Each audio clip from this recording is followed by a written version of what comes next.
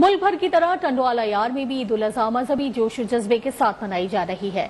नमाज ईद की अदायगी के बाद सुन्नत इब्राहिमी की पैरवी करते हुए लोग जानवरों को अल्लाह की राह में कुर्बान कर रहे हैं।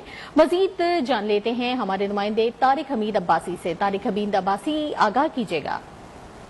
अजनबी मुल्क के दीगर शहरों की तरह जिला टंडवाला यार में भी ईद उल अजहा की नमाज के बाद जो है सुन्नत इब्राहिमी का सिलसिला जारी है। इस वक्त मैं टंडवाला यार की अकरम कॉलोनी के अंदर मौजूद हूँ, जहाँ पर जो है सुन्नत इब्राहिमी की जा रही है और ये साथ जो लोग हैं जो है वो सुन्नत इब्राहिमी करते हुए दिखाई भी देते हैं। ये इज्तिमाई कुर्बानी है जिसके अंदर 7 लोग हिस्सा लेते हैं, जो काटा जा रहा है।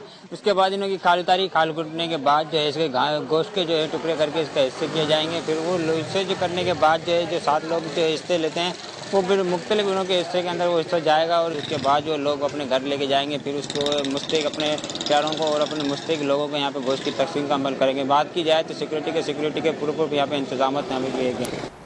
बहुत शुक्रिया तारिक अपडेट करने के लिए।